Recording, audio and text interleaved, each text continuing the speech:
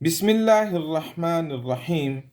Dear students, in this lecture, we will solve question number 1 to 6 of exercise 3.2, chapter number 3 of ninth class mathematics book.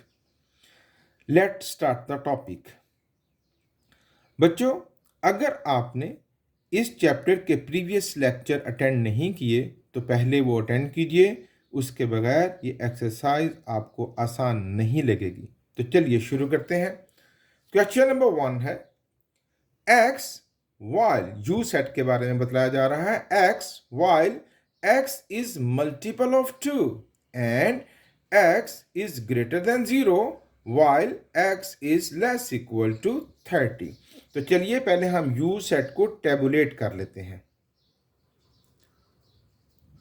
भाई multiples of 2 हैं और 0 से बड़े हैं तो कौन आएंगे? 2, 4, 6, 8, 10, 12 एंड अप टू कहाँ तक बच्चों? लेस और इक्वल टू 30, या 30 के इक्वल हो या 30 से छोटा हो, तो ये लेस इक्वल टू 30 हो गया। अब ए सेट को टेबुलेट करते हैं। x while x is a multiple of 6। अब 6 के मल्टीपल्स हम लेंगे तो 6 1 जा 6, 6 2 जा 12, 6 3 जा 18, 6 4 जा 24, 6 5 जा 30, 6 6 जा 36। अब वो जो 36 है वो इस यूनिवर्सल सेट की लिमिट से बियॉन्ड चला गया। यूं हम यहाँ पर ए यहाँ तक ही उसकी लिमिट्स हैं। यहाँ मैं डिस्कस कर दूं, पिछले लेक्चर्स में भी बतलाया, यूनिवर्सल सेट का जो तारुफ है बच्चों, वो किसी सवाल में मौजूद तमाम सेट्स का यूनिवर्सल सेट होता है। यूनिवर्सल सेट किसी भी सवाल में मौजूद तमाम सेट्स का सुपर सेट होता है। अच्छा, इसको यूं भी कह सकते हैं कि किसी भी सवाल में मौजूद तमाम सेट्स यूनिवर्सल सेट के सब सेट होते हैं। यानी ये जो सेट्स हैं ये इन लिमिट से बाहर नहीं जा सकते, इसके तमाम मेंबर यूनिवर्सल सेट में से ही लिए जाएंगे। इसलिए यहाँ पर ज़रूरी नहीं समझा गया कि ए सेट जो है उसकी लिमिट्स भी बतलाई जाए, क्योंकि ऊपर यूनिवर्सल सेट की लिमिट बतला दी गई है। ओके, अब जो बी सेट है उसको भी टेबुलेट करते हैं। X while x is multiple of 8, 8 1 जा 8, 8 2 जा 16, 8 3 जा 24 एंड 8 4 जा 32, और 32 हमारे यूनिवर्सल सेट का हिस्सा नहीं। So these are the members of set B. अब हमें क्या करना है? दोनों का इंटरसेक्शन फाइंड करना है, ए और बी का। Quite easy. A intersection B में बच्चों हम क्या करेंगे कि इन दोनों के कॉमन एलिमेंट्स लिख लेंगे। तो which are common elements? Only 24 is the common elements in A and B. अब हम इसको वेन डायग्राम की मदद से रिप्रेजेंट करेंगे। तो ज़रा देखिए, आप जानते हैं वेन डायग्राम में हम एक रेक्टेंगल लेंगे जो एक यूनिवर्सल एरिया को रिप्रेजेंट करेगा। अब देखें कि ए और बी कैसे सेट हैं, डिसजॉइंट, ओवरलैपिंग, या कोई एक सेट दूसरे का सबसेट है। तो भाई आप देखें कि ये ओवरलैपिंग सेट्स हैं, तो हम सर्कल्स को ओवरलैप करेंगे, ए एंड बी। यहां पर ए के एलिमेंट्स, यहां बी पर बी के एलिमेंट, इस एरिया में वो एलिमेंट्स आएंगे जो ए और बी के कॉमन है, जैसे 24 इस एरिया में आएगा, और जो बाकी एलिमेंट्स हैं यू के वो सारे इस एरिया में आ जाएंगे। ये था question number 1। Question number 2, u is equal to x while x is an integer and x is greater than equal to 0 and less equal to 150। तो चलिए पहले u सेट को टेबुलेट करते हैं।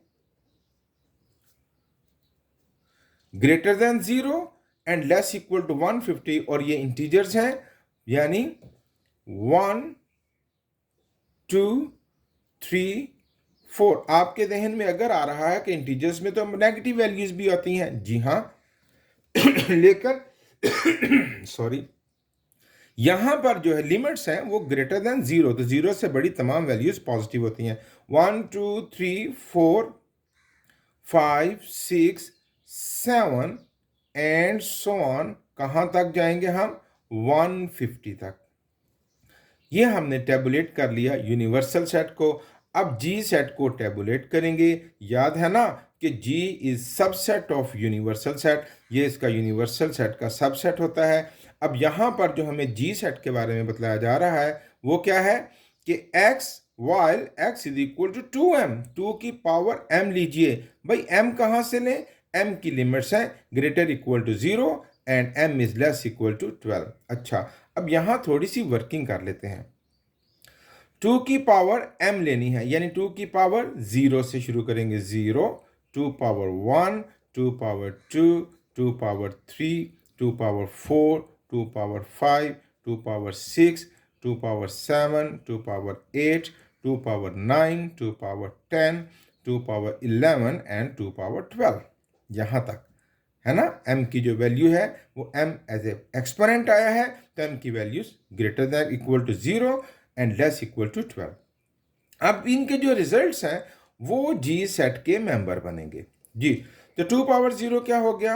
1, 2 की पावर 1 2, 2 की पावर 2 4, 2 की power 3 8 and 2 power 4 16, 2 power 5 32, 2 power 6 64, 2 power 7 128, 2 power 8 256। अब देखें, जब हम 2 पावर 8 लेंगे तो वो बन जाएगा 256, जबकि जी जो है वो यूनिवर्सल सेट का सबसेट होगा, यानी इसमें से सिलेक्ट करेंगे इस कंडीशन के तहत। तो ये सेट तो 150 पे ख़त्म हो गया। इसलिए इसके बाद वाले जो मेंबर्स आएंगे वो जी सेट का हिस्सा नहीं बनेंगे, क्योंकि 2 की पावर उसके बाद जो है वो 256 नंबर बन जाता है, जो यूनिवर्सल सेट में नहीं है। उसके बाद है एज।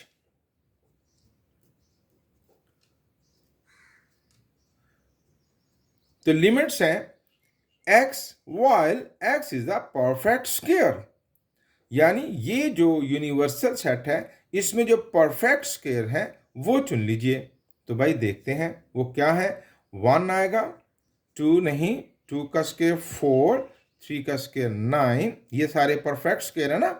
तो 4 9, 4 का स्क्वायर 16, 5 का स्क्वायर 25, 6 का स्क्वायर 36, 7 का स्क्वायर 49, 8 का स्क्वायर 64, 9 का स्क्वायर 81, 10 का स्क्वायर 100, 11 का स्क्वायर 121, 12 का स्क्वायर 144, 13 का स्क्वायर 169। तो भाई यहाँ पर 169 वो यूनिवर्सल सेट से बाहर निकल गया, तो यहाँ तक के एलिमेंट्स आएंगे सेट एच में। अब हमें क्या करना है? जी यूनियन एच फाइंड करना है। जी यूनियन एच, यानी जी के भी तमाम मेंबर्स लिखने हैं और एच के भी तमाम मेंबर्स लिखने हैं। तो तरतीब से लिख लेते हैं। 1 असेंडिंग ऑर्डर का ख्याल रखेंगे, 2 4 8 9, उसके बाद 16 25 32 36 49 64 81 100 121 128 and 144। These are the members of G union H। तमाम को लिख देना ना। उसके बाद है G इंटरसेक्शन H, यानी G और H के कॉमन एलिमेंट्स लिख लेते हैं। तो ये G ये H, तो देखिए ज़रा, 1 is common, then 4 is common, then 16 is common, sorry, then then 25, no, 36, 49, 64 is common. और बस ये थे आपके जी इंटरसेक्शन एच के कॉमन एलिमेंट्स। ये था बच्चों क्वेश्चन नंबर 2।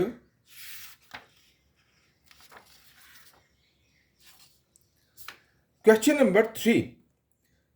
अब जो p हमें मिला है that is x, while x is a prime number, और उसकी जो लिमिट्स हैं वो 0 से बड़ी हैं और 20 से छोटी हैं। तो टेबुलेट करते हैं। p is equal to prime numbers हैं 0 से बड़े, तो prime numbers which have only 2 factors, तो वो आएंगे हमारे पास 2, 3, 5, 7, 11, 13, नॉट 14, 15, 16, 17, 19, और ये था हमारे पास लेस और इक्वल टू 20। तो उसके बाद ये सेट ख़त्म हो गया। उसके बाद जो Q है बच्चों that is x, while x is divisor of 2, 10, और उसकी जो लिमिट्स हैं 0 से बड़ी और 20 से छोटी। तो पहले हम ऐसा करते हैं कि 2, 10 के डिवाइजर्स फाइंड करते हैं। तो 1, 2, 10 2, 10, 2, 1, 0, 5 2, 10, 3, 70 2, 10, 4 पर नहीं जाएगा, 5, 6, 7, 7, 30 2, 10, 8, 9, 10, 11, 12, 13, 14, 15, आई गेस ये मुकम्मल हो गए। तो ये था हमारे पास 1, 2, 3, 7, 30, 70, 105 एंड 210। ये जो U की शक्ल बनी है, these are the divisors of 210। लेकिन हमने इनमें से चुनने कौन से हैं जो 0 से बड़े होंगे और लेस इक्वल टू 20 होंगे। तो वो कौन से बने हमारे पास। अब यहाँ सॉरी यहाँ पर हमारे पास 10 रह गया। 10, 21 टू 10। अब भाई यहाँ पर जो एलिमेंट्स हम चुनेंगे वो क्या रह गए हमारे पास 1, 2, 3, 7, 10, 2, 3, 7, 10। उसके बाद क्या आता है 21। लेकिन ये सारे मेंबर्स जो हैं वो 20 से बड़े हैं, हमें 20 से लेस वाले चुनने हैं। तो ये वाला हमारा सेट हो गया Q सेट। अभी फाइंड क्या करना है। पहला part P intersection Q। P intersection Q में जो कॉमन एलिमेंट्स हैं वो लिखेंगे। तो which are common 2, 3, 7 and so on. ये हो गया P इंटरसेक्शन Q। अब फाइंड करेंगे P यूनियन Q। तमाम एलिमेंट्स को लिख देंगे। तो तरतीब का ख्याल रखेंगे। 1, 2, 3, 5, 7, 10, 11, 13, 17 एंड 19। ये था बच्चों question number 3। Question number 4, verify the commutative property. तो हमने पिछले लेक्चर में पढ़ा ना कमोटेटिव प्रॉपर्टी, जिसमें 2 सेट्स होते हैं of union and intersection. A union B किसके इक्वल होना चाहिए, A union B union A के, और A intersection B intersection A के, लाइक दिस। अब यहाँ हमारे पास सेट्स हैं तो हम पहले वेरीफाई करते हैं A union B is equal to B union A. उसके लिए हम लेफ्ट हैंड साइड को सॉल्व करेंगे, जिसमें ए सेट लिख लेते हैं दैट इज 1, 2, 3, 4 एंड 5, और बी सेट लिखते हैं दैट इज 4, 6, 8 एंड 10। अब भाई ए यूनियन बी आप जानते हैं दोनों को मिलाकर लिखेंगे 1, 2, 3, 4, 5, 6, 8 एंड 10। अब हम राइट हैंड साइड सॉल्व करेंगे। दोबारा से लिख लेते हैं ए क्या है 1, 2, 3, 4 एंड 5, और बी सेट है हमारे पास 4, 6, 8 एंड 10। अब हम फाइंड करेंगे बी यूनियन ए। तो यूनियन का मतलब तो फिर वही कि ए और बी के तमाम मेंबर्स लिखेंगे और लिखते वक्त असेंडिंग ऑर्डर का ख्याल रखेंगे। तो 1 2 3 4 5 6 8 एंड 10। अब रिजल्ट चेक कीजिए, ए यूनियन बी और बी यूनियन ए दोनों ने सेम रिजल्ट दिया। Therefore A union B is equal to B union A, hence proved. अब इसी तरह जो सेकंड प्रॉपर्टी है, कमोडेटिव प्रॉपर्टी ऑफ इंटरसेक्शन, ये आप खुद से इसको वेरीफाई कर लीजिए, बहुत आसान है।